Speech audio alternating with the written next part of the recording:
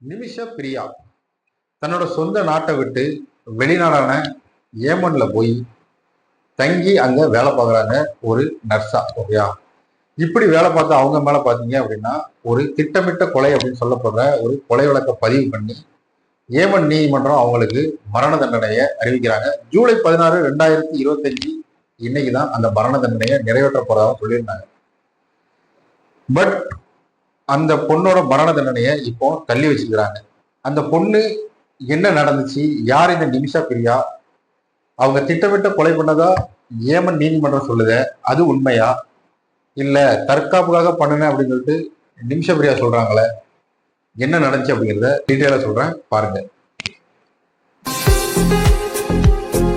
இந்தியாவில் இருக்கிற கேரள மாநிலத்துல உள்ள பாலக்காடு அப்படிங்கிற ஒரு ஊர்ல ஒரு சாதாரண மிடில் கிளாஸ் குடும்பத்தை சேர்ந்த நிமிஷ பிரியா தன்னோட குடும்பத்தை ஒரு பொருளாதார ரீதியா உயர்த்தணும் அப்படிங்கிறதுக்காக தன்னோட 19 வயசுல 2008 இந்தியாவில இருந்து ஏமனுக்கு நர்சிங் வேலைக்காக வராங்க. வந்தவங்க அங்க ஏமன்ல பாத்தீங்க அப்படின்னா பல ஹாஸ்பிட்டல்ல வேலை பார்க்குறாங்க. 2011 தன்னோட ஹஸ்பண்டையும் தன்னோட பொண்ணையும் அங்கேயே தங்க வச்சு அங்கேயே தங்கிடுறாங்க ஏமன்ல. இந்த சூழ்நிலையை பாத்தீங்க அப்படின்னா 2014 காலகட்டத்துல இந்த ஹவுதி கிளர்ச்சியாளர்களுக்கும் ஏமன் அரசுக்கும் பாத்தீங்க அப்படின்னா ஒரு உள்நாட்டுல ஒரு போர் வருது. உள்நாட்டு போர் குழப்பத்து காரணமாக அவங்களோட ஹஸ்பண்டும் சரி, நிமிஷா பிரியாவோட ஹஸ்பண்டும் அவங்களோட பொண்ணும் இந்தியாவுக்கு திரும்பி வந்துடுறாங்க. நிமிஷா பிரியா மட்டும் அங்கேயே தங்கி இருக்கிறாங்க. இந்த சூழ்நிலையில அவங்க அவங்களோட கூட்டாளி அப்படின்னு சொல்லிட்டு ஏமனோட ஒரு சிட்டிசனான தலால் அப்தோ மொஹதீன் சொல்லப்படுற ஒரு நபர் கூட சேர்ந்து அவங்க ஒரு கிளினிக் ஆரம்பிச்சு தொழில் பண்றாங்க. ஓகேயா? இப்படி 2 பேரும் சேர்ந்து தொழில் பண்ணிட்டு இருக்கும்போது ஆரம்ப கட்டத்துல தொழில் நல்லா தான் போய்கிட்டு இருக்கு, வருமானம் நல்லா தான் வந்துகிட்டு இருக்கு, எந்த பிரச்சனையுமே இல்லை. அதுக்கப்புறம் பாத்தீங்க அப்படின்னா அதுல இருந்து அந்த கிளினிக்ல இருந்து வர்ற முழு வருமானத்தையும் பாத்தீங்க அப்படின்னா அந்த தலால் அப்தோ மொஹதீன் சொல்ற அந்த நபர் முழு வருமானத்தையும் எடுத்துக்கிட்டு நிமிஷ பிரியாவுக்கு எந்த விதமான பணமுமே தர்றது கிடையாது. ஸோ இதனால பாத்தீங்க அப்படின்னா நிமிஷ பிரியா எத்தனையோ தடவை கேட்கிறாங்க, பட் அவரு ரெஸ்பான்ஸ் பண்ண மாட்டேங்காரு, பணமும் கொடுக்க மாட்டேங்காரு. நிமிஷ பிரியாவோட பாஸ்போர்ட்டும் பாத்தீங்க அப்படின்னா இந்த தலால் அப்தோ மொஹதீன் கிட்ட மாட்டி இருக்கிறதுனால அவங்களால ஏமனை விட்டு வெளியே வர முடியல. என்ன பண்றதுன்னு தெரியாம எத்தனையோ வாட்டி அந்த முகதீட்ட கேட்டு சண்டை போட்டு அவர் கொடுக்கவே இல்லை தன்னோட பாஸ்போர்ட்டை. ஸோ இந்த சூழ்நிலையில 2017 பாத்தீங்க அப்படின்னா ஒரு மிகப்பெரிய ஒரு உச்ச நிலைமைக்கு போயிருது இவங்க 2 பேரோட சண்டை.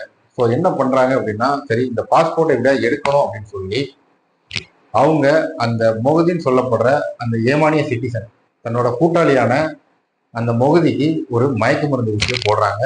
மயக்க மருந்து ஊசி போட்டதுக்கு அப்புறம் பாத்தீங்க அப்படின்னா கொஞ்ச நேரத்துல அவர் இறந்துடுறாரு. இறந்ததுக்கு அப்புறம் இவங்க பாத்தீங்க அப்படின்னா துண்டு துண்டா வெட்டி அந்த மொஹதி அந்த அவரோட பாடியை துண்டு துண்டா வெட்டி அவங்க இந்த வாட்டர் டேங்க் இருக்குல்ல, தண்ணி தேக்க தொட்டி, நீர் தேக்க தொட்டிப்பாங்க, அந்த தண்ணீர் தேக்க தொட்டியில வச்சு மறைச்சிடுறாங்க.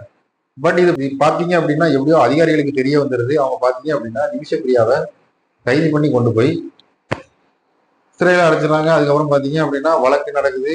நிமிஷ பிரியா குற்றம் பண்ணிருக்காங்க, திட்டமிட்ட கொலை பண்ணிருக்காங்க அப்படின்னு சொல்லிட்டு 2018 ஏமன்ல இருக்கிற ஒரு கீழமை நீதிமன்றம் அந்த நீதிமன்றம் தீர்ப்பு சொல்லுது, இவங்க திட்டமிட்டு கொலை பண்ணிருக்காங்க அப்படின்னு சொல்லிட்டு அவங்களுக்கு மரண தண்டனை விதிக்கிறாங்க.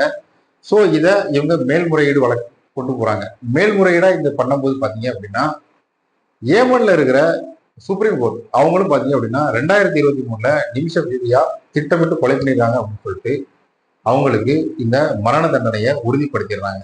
திட்டமிட்ட கொலை அப்படின்னு சொல்லிட்டு ஏமன் அரசு எப்படி சொல்றாங்க, ஏமன் நீதிமன்றம் எப்படி சொல்லுது அப்படின்னு சொல்லி கேட்டீங்க அப்படின்னா, மயக்க ஊசி போட்டதுக்கு அப்புறம் அவரை துண்டு துண்டா வெட்டி தண்ணி தொட்டியில வச்சு மறைச்சிருக்கிறாங்க. ஸோ இதனால இது திட்டமிட்ட கொலை அப்படின்னு சொல்லிட்டு ஏமன் நீதிமன்றம் சொல்லுது. பட் இந்த நிமிஷ பிரியா தரப்புல இருந்து என்ன சொல்றாங்க அப்படின்னா, என் பாஸ்போர்ட் அவர்கிட்ட மாட்டிக்கிச்சு, அந்த பாஸ்போர்ட்டை நான் பல விதங்களை கேட்டு பார்த்தேன், எனக்கும் நிதி நெருக்கடி, அவரும் வந்த வருமானத்துல எனக்கு பங்கு தரவே இல்லை. ஸோ இதனால பாத்தீங்க அப்படின்னா என்னோட பாஸ்போர்ட்டை எடுக்கணும் அப்படிங்கிறதுக்காக தான் அவருக்கு மயக்க ஊசி போட்டேன். பட் அவரு இறந்துட்டாரு தற்செயலா. ஸோ என்ன பண்றது எனக்கு தெரியல. ஸோ அதனால பதட்டத்துல பாத்தீங்க அப்படின்னா நான் இந்த மாதிரி மறைக்கணும், உடலை மறைக்கணும் அப்படிங்கிறதா இந்த மாதிரி செஞ்சேன். ஸோ இது தற்காப்புக்காக பண்ணது அப்படின்னு சொல்லிட்டு நிமிஷ பிரியா தரப்புல இருந்து சொல்லப்படுது. இதுல முக்கியமான பிரச்சனை என்ன அப்படின்னு சொல்லி கேட்டீங்கன்னா, இந்த நிமிஷ பிரியா அங்க ஏமன் கோர்ட்ல இருக்காங்க. ஓகேயா, அவங்களுக்கு அரபு மொழி தெரியாது அப்படின்னு சொல்லி சொல்றாங்க.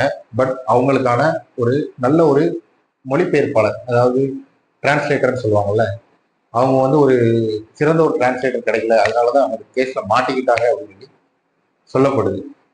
ஏமன்ல இருக்கிற இஸ்லாமிய சட்டம் என்ன சொல்லுது அப்படின்னு சொல்லி பாத்தீங்க அப்படின்னா, இந்த சரியா அப்படிங்கிற அந்த சட்டம் ரெண்டு விதமான சட்டங்களை வச்சிருக்கு. அதாவது எப்படின்னா, ஒண்ணு கிசார் அப்படின்னு சொல்லப்படுற ஒரு உயிருக்கு ஒரு உயிர், பழிக்கு பழி அப்படிங்கிற மாதிரி. ஓகேயா, அந்த ரீதியில தான் பாத்தீங்கன்னா இது திட்டமிட்ட கொலை அப்படின்னு சொல்லிட்டு ஏமனோட நீதிமன்றம் இந்த நிமிஷ பிரியாவுக்கு மரண தண்டனையை அறிவிச்சிருந்தாங்க. பட் இவங்க தற்பாதுகாப்புக்காக பண்ணது அப்படின்னு சொல்லி இவங்க வந்து தியா அப்படின்னு சொல்ற சட்டத்தை இவங்க முன்னெடுக்கிறாங்க நிமிஷ பிரியா தரப்பு. அதாவது என்ன சொல்றாங்க அப்படின்னா, இந்த தியா அப்படிங்கிறது என்ன அப்படின்னா, கொலையானவரோட குடும்பம் வந்து பாத்தீங்க அப்படின்னா ஒரு இழப்பீடு தொகையை வாங்கிக்கிட்டு கொலை பண்ணவங்களை மன்னிச்சு விட்டாங்க அப்படின்னா அவங்களோட மரண தண்டனை கேன்சல் ஆயிரும் அப்படின்னு சொல்லி சொல்றாங்க. ஸோ இதுக்காக எவ்வளோ ட்ரை பண்ணாங்க. பட் இதுக்காக பாத்தீங்க அப்படின்னா இந்த மகுதி அப்படிங்கிற அந்த கொலையானவரோட குடும்பம் பாத்தீங்க அப்படின்னா ஒரு 8.6 கோடி, அதாவது கிட்டத்தட்ட ஒரு 9 கோடி ரூபா கேட்குறாங்க. பட் நிமிஷ பிரியா குடும்பத்தால அவ்வளவு பெரிய ரூபாயை கொடுக்க முடியாது, அவ்வளவு பெரிய அமௌண்ட்டை கொடுக்க முடியாது. ஸோ இதனால பாத்தீங்க அப்படின்னா இந்த மகுதி அப்படின்னு சொல்லப்படுற அவங்க ஃபேமிலிட்ட இருந்து மன்னிப்பு கிடைக்காம இருக்குது. இவங்களும் பணம் கொடுக்க முடியாத சூழ்நிலையில இருக்காங்க, இந்த நிமிஷ பிரியா குடும்பமும். ஸோ இதனால பாத்தீங்க அப்படின்னா இந்த மரண தண்டனை உறுதியாகும் அப்படின்னு சொல்லி சொல்லப்பட்டு இருந்துச்சு. இதுக்காக என்ன பண்ணாங்க அப்படின்னா, சேவ் நிமிஷ பிரியா இன்டர்நேஷனல் ஆக்ஷன் கவுன்சில் சொல்லப்படுற ஒரு அமைப்பு இவங்களுக்காக பாத்தீங்க அப்படின்னா பணத்தை திரட்டி இவங்களை வெளியே கொண்டு வரணும் அப்படிங்கிற முயற்சிகள்ல ஈடுபட்டு இருந்தாங்க. ஸோ இந்த கிட்டத்தட்ட இந்த 9 கோடி ரூபாய் பணத்தை திரட்டி அந்த மகுதின்னு சொல்லப்பட்ட அந்த கொலையானவரோட குடும்பத்துக்கு கொடுத்தாங்க அப்படின்னா அவங்க மன்னிப்பு கொடுத்துருவாங்க. ஸோ அது மூலியமா இவங்களை வெளியே கொண்டு வந்துடலாம் அப்படின்னு சொல்லப்படுற இந்த தியா சட்டத்தை வச்சு அந்த நிமிஷ பிரியாவோட மரண தண்டனையை கேன்சல் பண்ணிடலாம் அப்படின்ட்டு இவங்க ஒரு பக்கம் போராடிட்டு இருக்காங்க. பொதுமக்கள் சமூக வலைதளங்களை பார்த்தீங்க அப்படின்னா நிமிஷ பிரியாவுக்காக வெளியே கொண்டு வரணும் அப்படின்னு சொல்லிட்டு தங்களோட கருத்துக்களையும் பதிவு பண்ணிட்டு இருந்திருக்காங்க. இதுல 2024 பாத்தீங்க அப்படின்னா மரண தண்டனை 2023 சுப்ரீம் கோர்ட் நிமிஷ பிரியாவுக்கு உறுதிப்படுத்தினதுக்கு அப்புறம் 2024 இதே சேவ் நிமிஷ பிரியா இன்டர்நேஷனல் ஆக்ஷன் கவுன்சில் சொல்லப்படுற அமைப்பு பணத்தை திரட்டி நிமிஷ பிரியாவோட அம்மா இந்திரா குமாரிய ஏமனுக்கு கொண்டு வந்து அந்த கொலையானங்கள்ல மஃப்தி அப்படின்னு சொல்லப்படுறவரோட குடும்பத்தோட பேச வச்சு மன்னிப்பு கேட்கறதுக்கு முயற்சி பண்ணாங்க. பட் அது நடக்கல. ஸோ இந்த சூழ்நிலையில இப்போ இதே தியா அப்படிங்கிற அந்த சட்டத்தை வச்சு அந்த 8.6 கோடி ரூபா, அதாவது கிட்டத்தட்ட சுமார் 9 கோடி ரூபா பணத்தை திரட்டி கையில கொடுத்து மன்னிப்பு வாங்கி அவங்கள எப்படியாவது இந்த மரண தண்டனையிலிருந்து விடுவிச்சிடணும் அப்படின்னு சொல்லிட்டு நிமிஷா தரப்பும் சரி இந்திய அரசாங்கம் சரி பல வகைகள்ல முயற்சி பண்ணிக்கிட்டு இருக்காங்க.